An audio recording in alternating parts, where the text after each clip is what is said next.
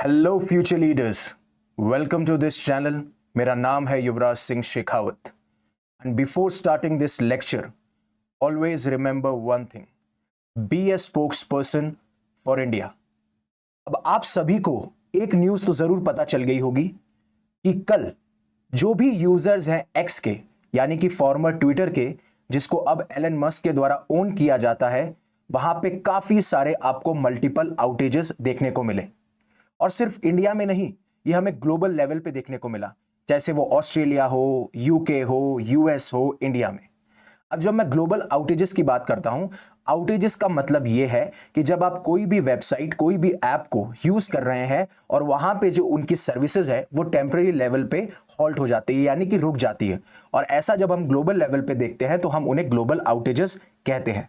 और इस चीज के बारे में एलन मस्क ने खुद एक्स पे ट्वीट किया था। ना, ट्वीट नहीं किया था, क्योंकि जब एलन मस्क ने एक्वायर किया था इसको 2022 में, तो इन्होंने ट्विटर से नाम चेंज कर दिया एक्स पे। जो लोग ट्वीट किया करते थे उसको कर दिया पोस्ट, और जो बर्ड का लोगो था उसको हटा दिया।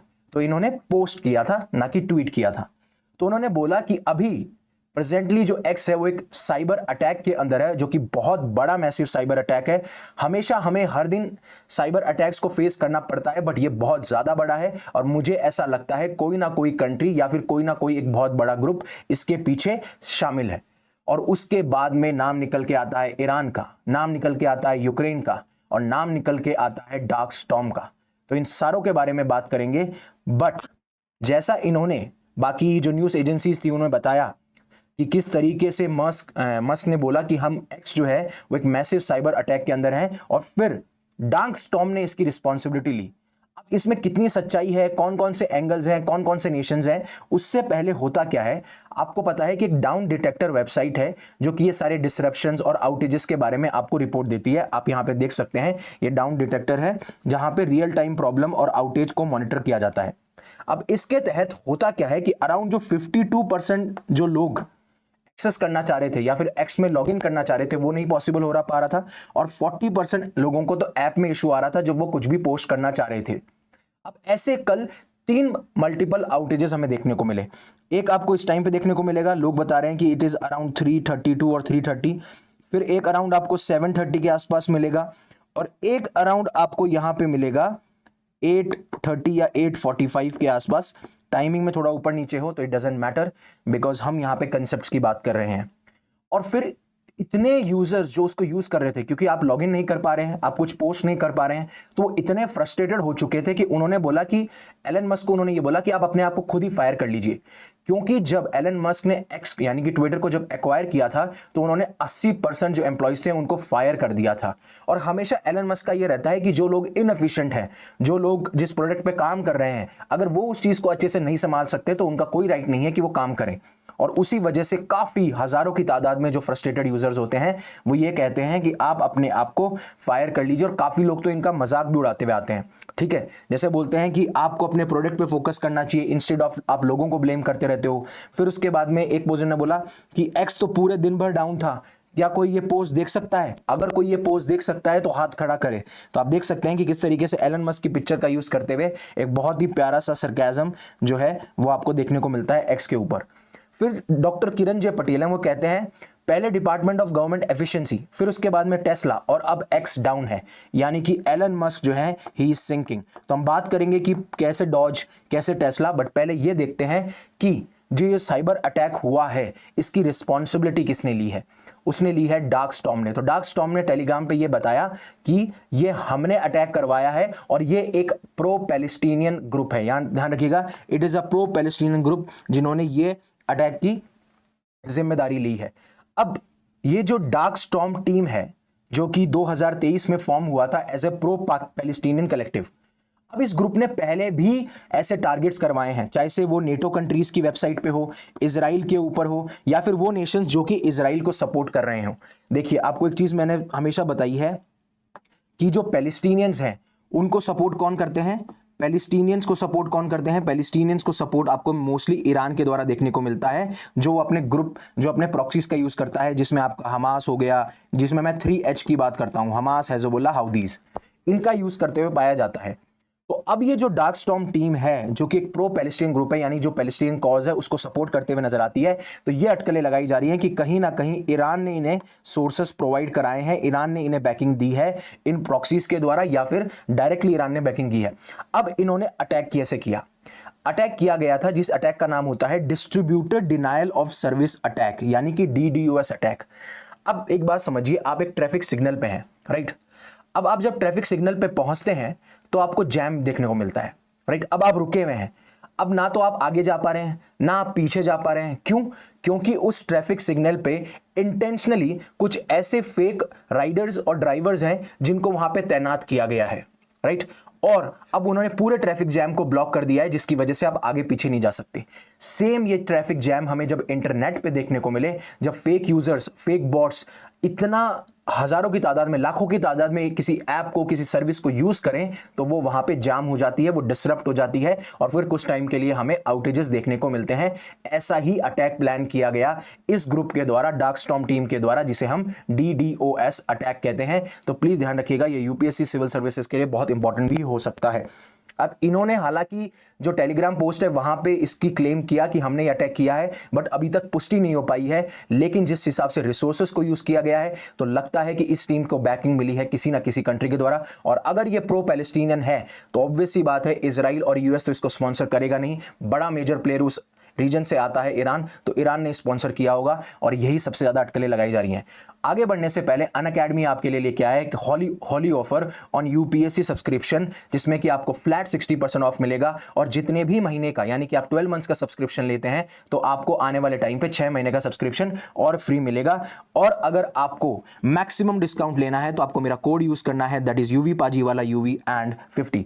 आगाज 2027, जिसमें कि मैं आज से इकोनॉमिक्स का कोर्स शुरू कर रहा हूं नीव बैच के अंदर, जो कि फाउंडेशन कोर्स है 2028 के अंदर। अगस्त 2027 में भी वही कोर्स चलेगा। तो अगर आप एनरोल करना चाहते हैं तो डिस्क्रिप्शन में आपको लिंक मिल जाएगा और आप एक बैच में एक्सेस करते हैं तो आपको बाकी सारे बैचेस का एक्सेस फ्री मिलता है। वैसे ही अगर आप सीसेट में अंडर कॉन्फिडेंट हैं, आपको लगता है अभी तक आपने ज्यादा फोकस नहीं दिया है जीएस के ऊपर, सॉरी सीसेट के ऊपर, तो आप मधुकर कोटावे सर का एक पर्सनलाइज कोर्स है उसको आप अवेल कर सकते हैं।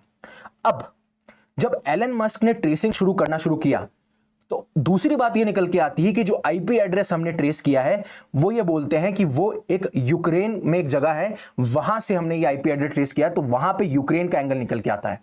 अब दूसरा एंगल ये कहता है कि जिस तरीके से रशिया यूक्रेन की वॉर की जो हीट है वो अब यूएस को भी फेस करनी पड़ रही है, जिस तरीके से आपको पिछले 1-2 हफ्ते में देखने को मिला है कि कितने हीटेड एक्सचेंज हुए हैं, चाहे से वो यूएस प्रेसिडेंट और यूक्रेनियन प्रेसिडेंट के हों, एलन मस्क का क्लेम करना हो यूक्रेन पे कि भैया आप इलेक्शन करा लीजिए, वो तो इलेक्शन जीत ही नहीं पाएंगे, राइट? इस तरीके की सारी चीजें हैं। तो कहीं अटकलें ये भी लगाई जा रही हैं और एलन मस्क ने साफ साफ रिवील किया है कि ये जो आईपी एड्रेस है वो यूक्रेन का है। बट हमें देखना पड़ेगा कि स्केल ऑफ इन्वॉल्वमेंट क्या है। क्या पहले भी ऐसे अटैक हुए हैं? ऑब्वियस सी बात है, पहले भी ऐसे अटैक हुए हैं। 2016 में रशिया के ऊपर यह एलिगेशन लगाए कि आपने ट्विटर पे साइबर अटैक करवाया है और इस टाइम पे इन पे ये एलिगेशन थे कि कहीं ना कहीं आप यूएस प्रेसिडेंशियल इलेक्शन में इंटरफेयर करने की कोशिश कर रहे हो, आप पब्लिक ओपिनियन चेंज कर रहे हो। सेम ईरान ने भी ऐसे, ईरान के ऊपर भी एलिगेशन लगे कि उन्होंने ट्विटर पे एक कोऑर्डिनेटेड साइबर अटैक कराया है, क्योंकि उस टाइम पे वो लोगों के जो ओपिनियन था उसको मैनिपुलेट करना चाहते थे, जिस तरीके से इराक प्रोटेस्ट चल रहा था और साथ में जो यूएस फॉरेन पॉलिसी थी उस टाइम पे, उसलिए उन्होंने उस टाइम पे अटैक कराए।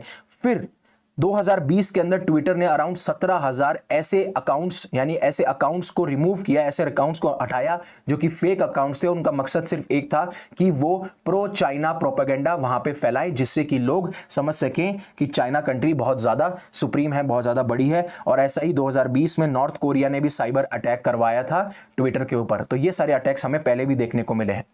लेकिन जिस तरीके से मैंने आपको बोला कि पहले डोजे, फिर उसके बाद में टेस्ला और अब एलन मस्क का एक्स, जिसके ऊपर एक मैसिव साइबर अटैक देखने को मिला है और एक पोस्ट भी किया गया था, तो उसका मतलब क्या है?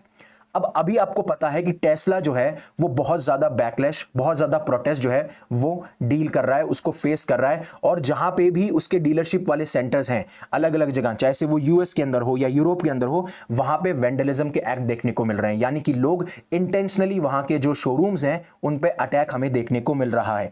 अब एक टाइम पे ये इलेक्ट्रिक व्हीकल लीडर थे और अब जिस तरीके से इनकी सेल्स डिक्लाइन हुई है, ये कहीं ना कहीं एलन मस्क की पॉपुलैरिटी और एलन मस्क का जो मार्केट शेयर है उसके ऊपर इफेक्ट डालती है। अब ऐसा हो क्यों रहा है?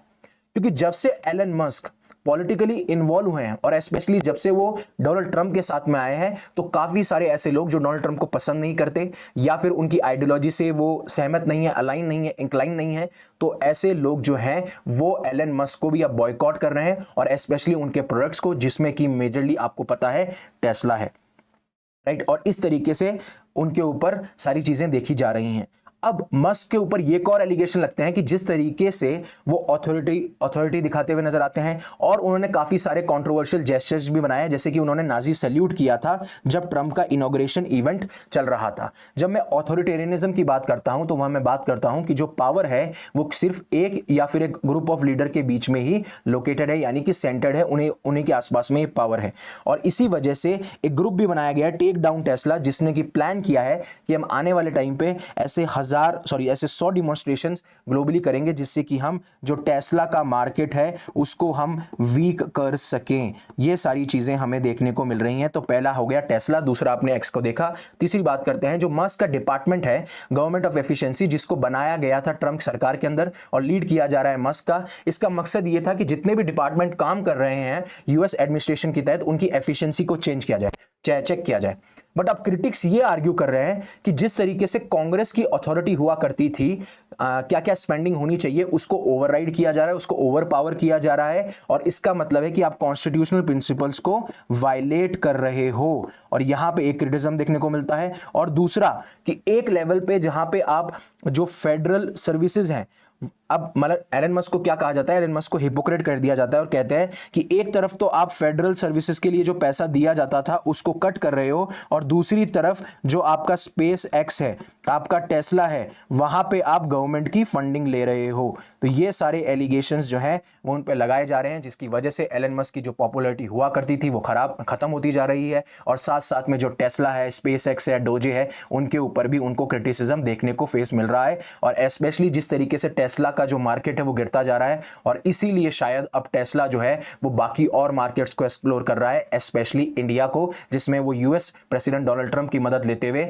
यूएस जो है इंडिया को थ्रेट करता है when it comes to tariffs. ये सारी चीजें थी जिसके बारे में बताना चाहता था। अनअकैडमी आपके लिए लेके आया है प्रीलिम्स 2025 क्रैश कोर्स, जिसको आप अवेल कर सकते हैं 9999 में, और अपनी प्रीलिम्स की प्रिपरेशन को कॉन्सुलेट कर सकते हैं। So thank you very much for giving me your precious time. Stay safe, stay happy, शब्बा खैर। अगर आपको पसंद आया तो प्लीज़ लाइक कीजिए। अगर आप ये चीज़ें आपकी लाइफ में वैल्यू ऐड करती हैं और आपको लगता है कि किसी और की लाइफ में वैल्यू ऐड कर सकती हैं तो इन्हें शेयर कीजिए और हमारे चैनल को सब्सक्राइब कीजिए।